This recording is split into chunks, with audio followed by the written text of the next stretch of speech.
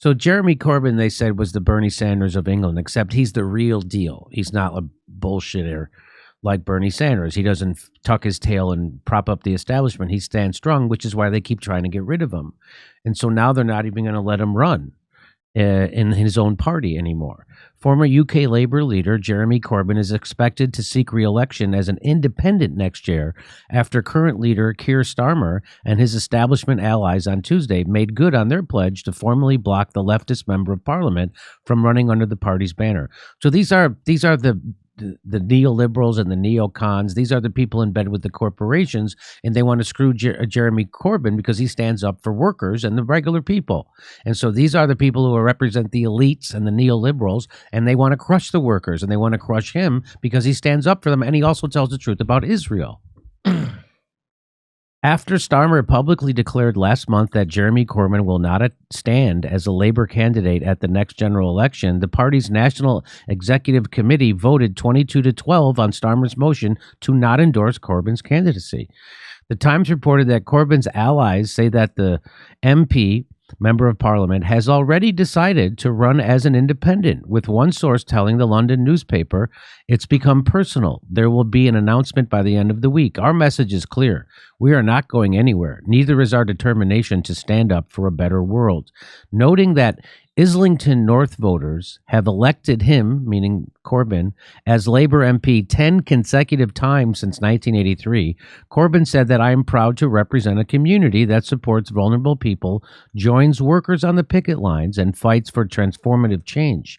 Also calling out the ruling Conservative Party, Corbyn continued, "The latest move represents a leadership increasingly unwilling to offer solutions that meet the scale of the crisis facing us all.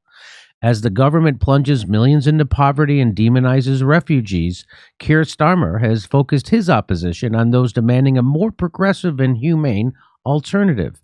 I joined the Labour Party when I was 16 years old because, like millions of others, I believed in a redistribution of wealth and power. Our message is clear. We are not going anywhere. Neither is our determination to stand up for a better world." I wish RFK Jr. would say stuff like that. Some other MPs, constituents, journalists, and leftists from around the world have since Monday blasted Starmer's disgraceful move and expressed solidarity with Corbyn. Greek leftist MP Yanis Varoufakis warned that Starmer's Labour Party is close to the point of no return. Blocking Jeremy Corbyn from standing as a Labour candidate is an affront to decency and a declaration of civil war within a party about to metamorphose from a broad church to a toxic set.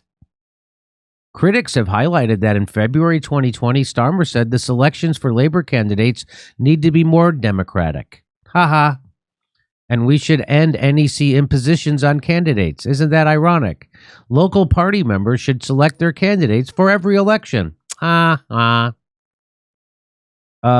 Starmer didn't have the guts to let members of Islington North have their say on who should be their Labour candidate because he knew Corbyn would get reselected. Time and time again, Starmer has shown himself to be a duplicitous liar that doesn't care about democracy. Shameful. And there it is. That's from February 4th, 2020. That's him saying the exact opposite of what he's doing now.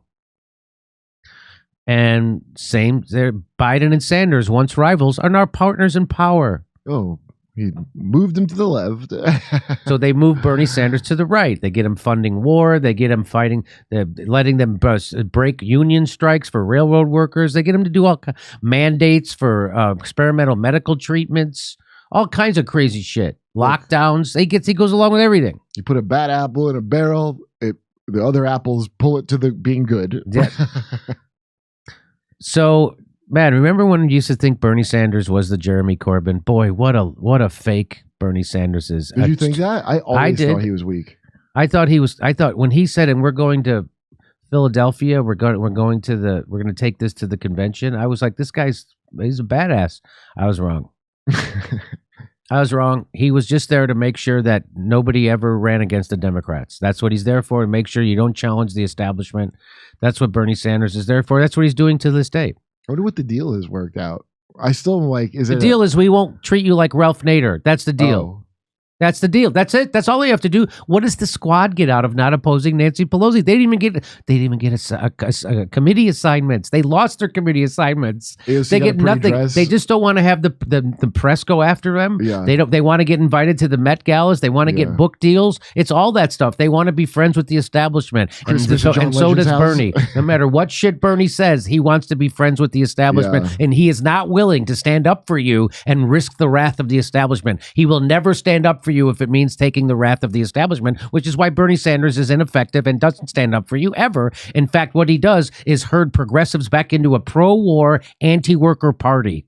Yeah, none of them. Well, I mean, it was funny. Even like when Trump, all the January 6th stuff that came, you didn't hear Trump pardoning anyone that went to jail that it turned out didn't do all the things they said, or certainly Julian Assange or Snow. Like, none of them are out. They're out for themselves first. And if there's time, they'll worry about That's right. being what you want. That's right. Where's Bernie Sanders? What does he say about Assange? Is he screaming for him? Is he screaming for Edward Snowden? Is he telling the truth about Ukraine? Is he telling the truth about Russiagate? No, he goes along with all that stuff. Go to jimmydore.com to see my new stand-up special, COVID Lies Are Funny. For only $10, you get to become a premium member, too. And come see us do our live shows. We're going to be doing stand-up comedy in Milwaukee, Nashville, Honolulu, Los Angeles, Northampton, Massachusetts, Syracuse, New York, Cohoes, New York, Hartford, Connecticut, Baltimore, Maryland, and more. Go to jimmydore.com for a link for all those tickets.